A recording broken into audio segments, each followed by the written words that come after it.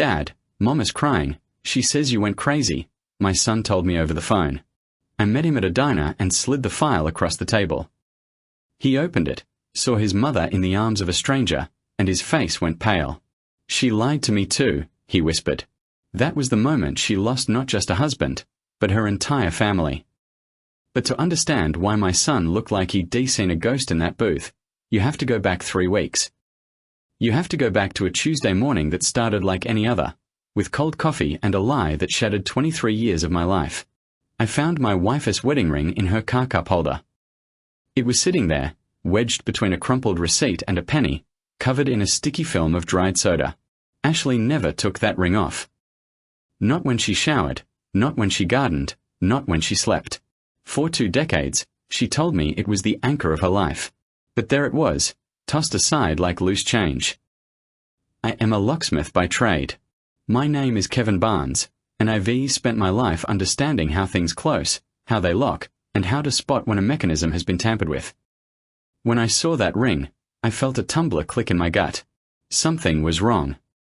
When Ashley came out to the driveway, looking polished and ready for her job at the dental clinic, I kept my voice casual. "Hey, found this in the car. Must have slipped off?" She did not even flinch. She laughed, a bright, practiced sound that I used to love.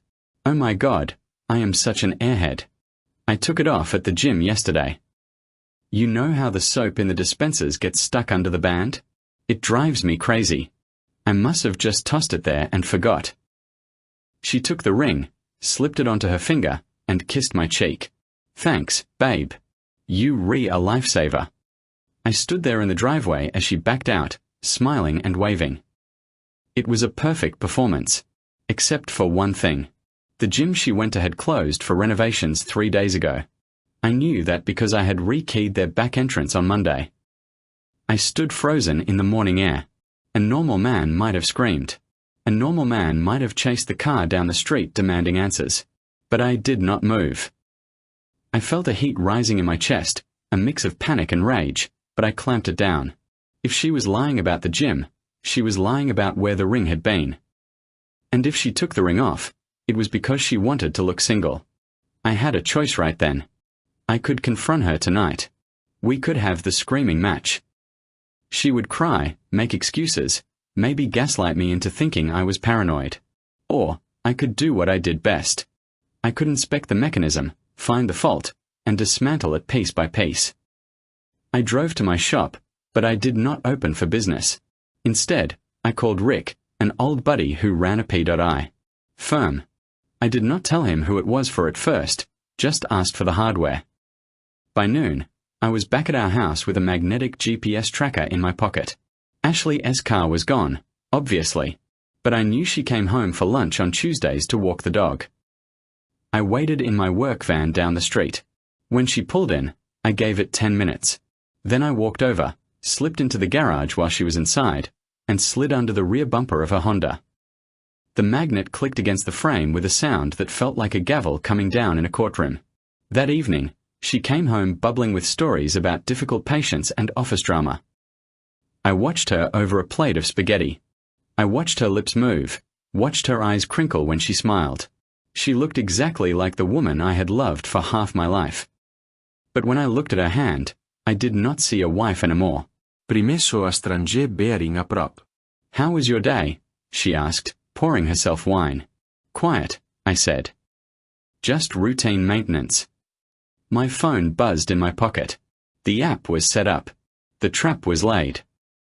I went to bed that night lying next to her, listening to her breathe, wondering whose name was really running through her mind. I had chosen to investigate rather than explode, but as I stared at the ceiling, I realized I had just opened a door I might never be able to close again.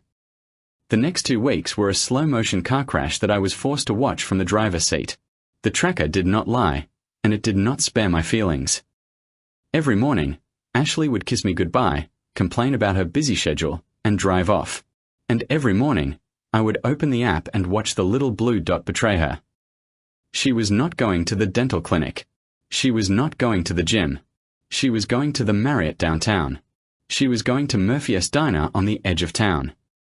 She was going to a luxury condo complex on the north side. I learned his name on day 3. Rick called me, his voice heavy with that professional detachment he used for bad news. Kevin, I got the plates from the condo. The guy is Dr. Richard Lawson. Cardiologist. Married. 2 kids. He is a big deal at SD. Mary S. Thanks, Rick, I said, my hand gripping the phone so hard the plastic creaked. You want photos? Rick asked. I can get eyes on them. Get them, I said. I want everything. Living with her during those 2 weeks was a special kind of hell. It was psychological warfare. She would come home smelling of expensive cologne, musk and cedar, and claim it was a new air freshener at the office. She would hide her phone screen when I walked into the room, giggling at memes that I knew were texts from him. One night, she sat at the kitchen table, looking at our calendar. Honey, next weekend, Dr.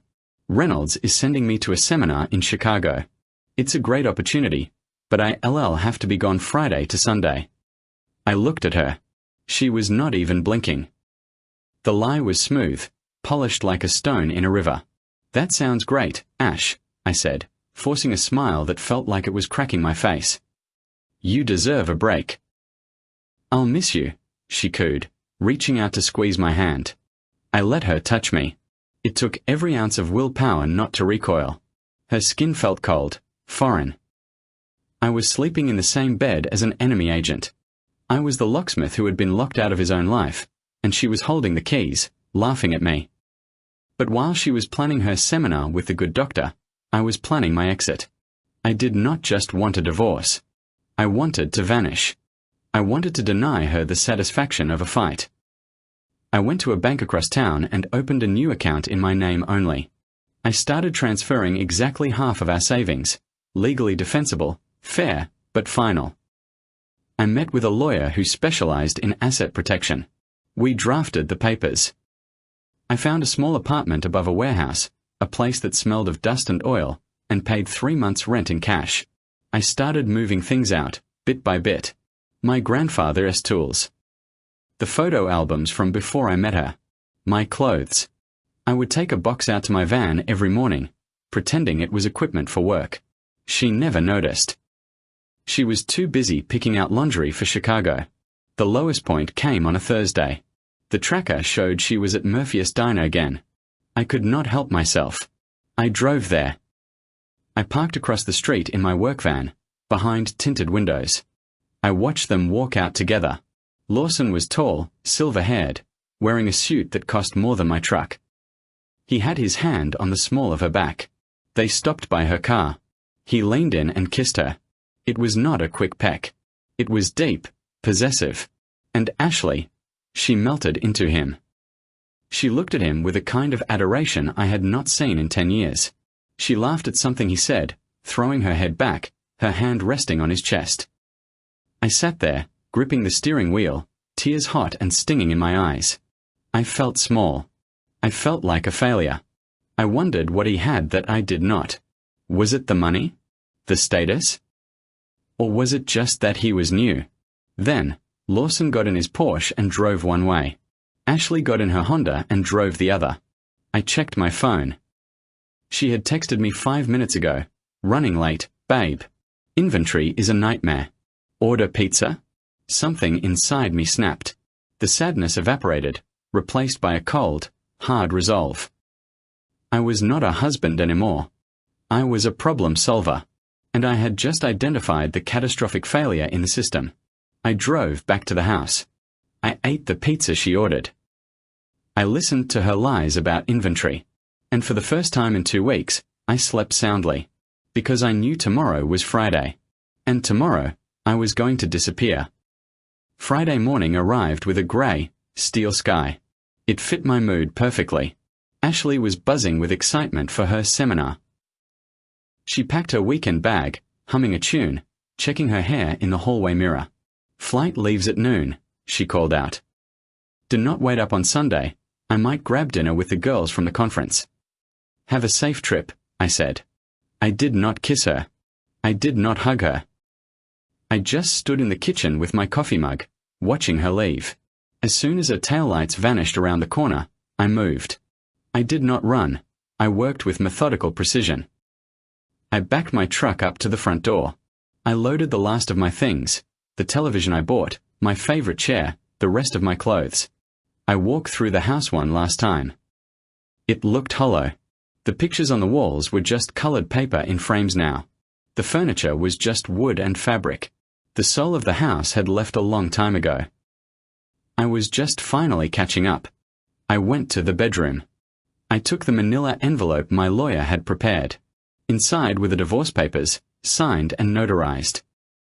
I placed them in the center of her pillow. Then, I took the stack of photos Rick had given me. High resolution, undeniable proof. Ashley and Lawson at the hotel. Ashley and Lawson kissing at the diner. Ashley entering his condo. I fanned them out across the bedspread like a hand of playing cards she was destined to lose. Finally, I reached into my pocket.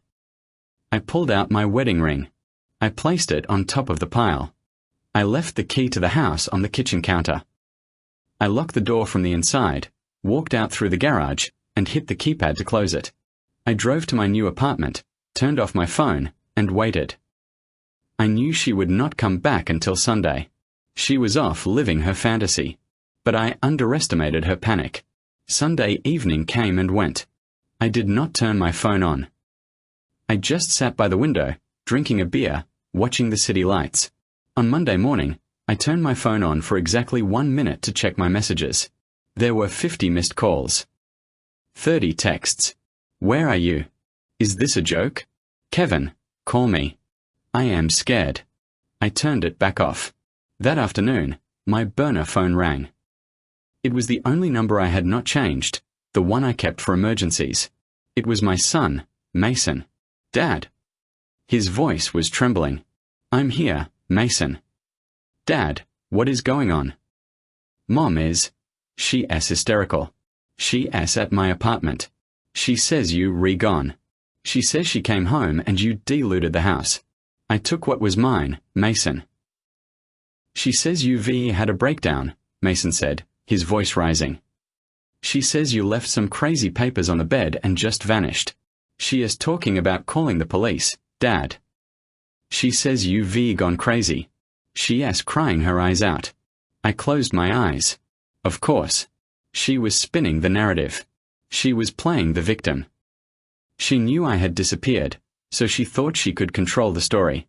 She thought if she painted me as the unstable husband who snapped, she could hide her own sins. She was using our son as a shield. Mason, I said, keeping my voice steady.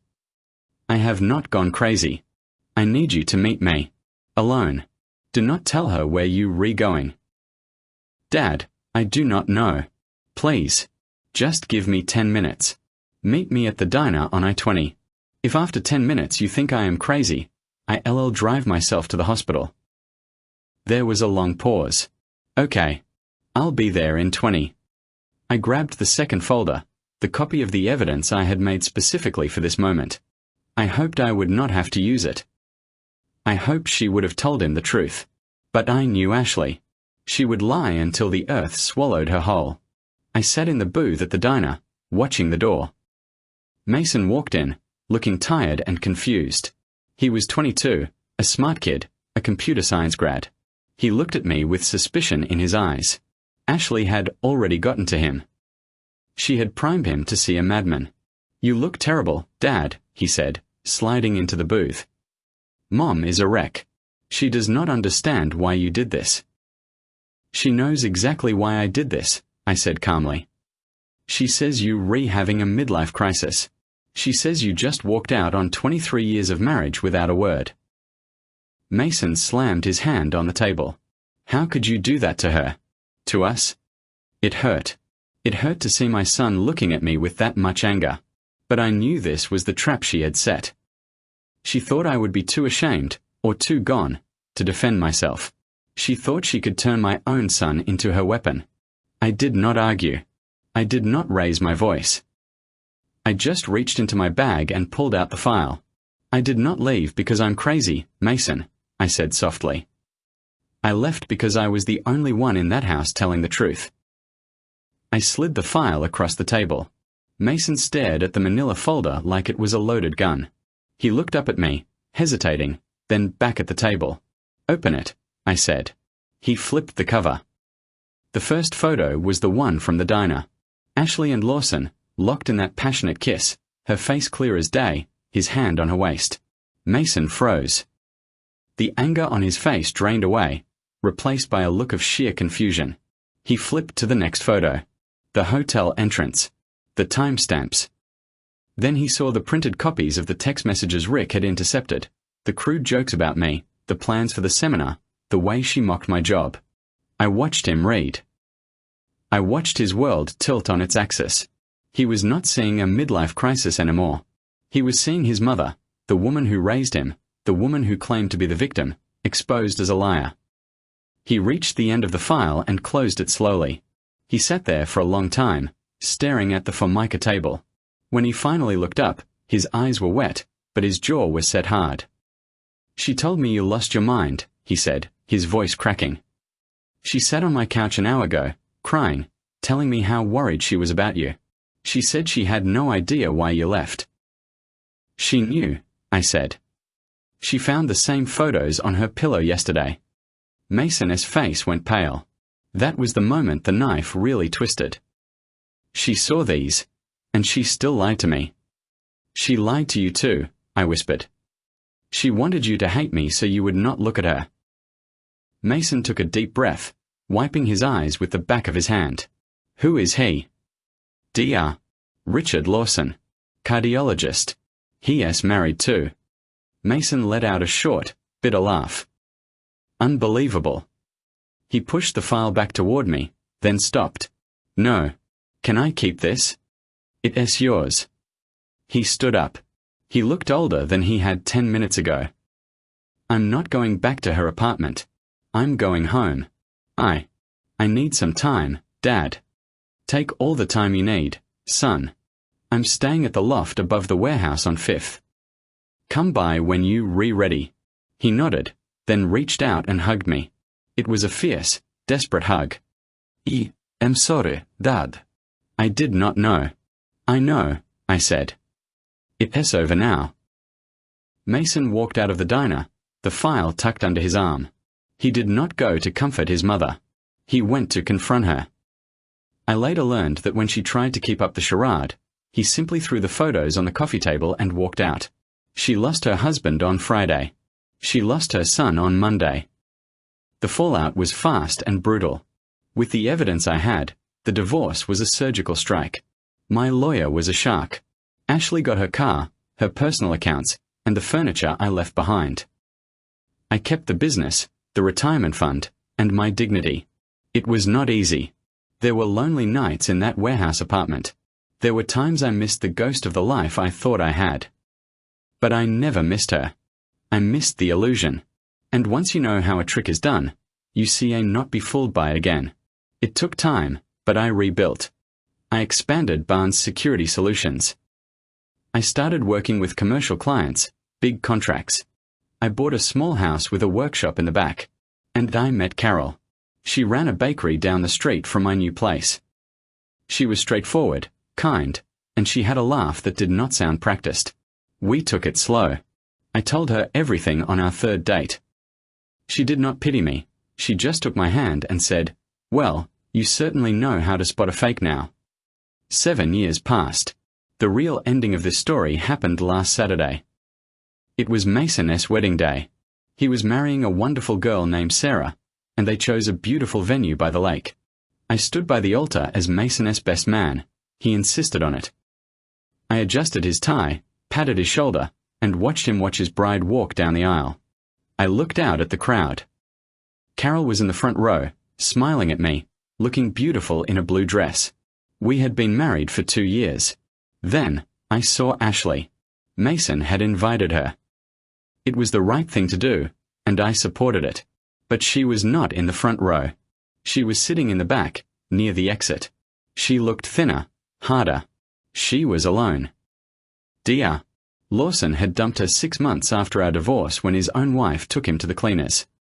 Ashley had bounced between jobs, between boyfriends, never finding whatever it was she was looking for. During the reception, the photographer called for a family photo. Parents of the groom, please. Ashley stood up, smoothing her dress, a hopeful look on her face. She started to walk toward us. But Mason turned to me and Carol. Dad, Carol, come here, he said, waving us over. We stood on either side of him. The photographer snapped the picture. Me, Carol, Mason, and Sarah. We were laughing, arms linked, a family built on truth and resilience. I glansde over at Ashley. She had stopped halfway to the dance floor. She watched us taking the photo, saw the easy way Carol held Mason's hand, saw the pride in my eyes. She saw the space that used to be hers, now filled by someone who actually deserved it. For a second, our eyes locked. I did not feel anger anymore. I did not feel hate. I just felt a quiet, profound relief. I looked at the woman who had tried to destroy me, and I realized she was the one in prison. She was locked in a cage of her own bad choices, and for the first time in my life, I had no desire to pick the lock. I turned back to my son, raised my glass, and toasted to the future. I had unlocked the truth 7 years ago, and it was the best job I ever did.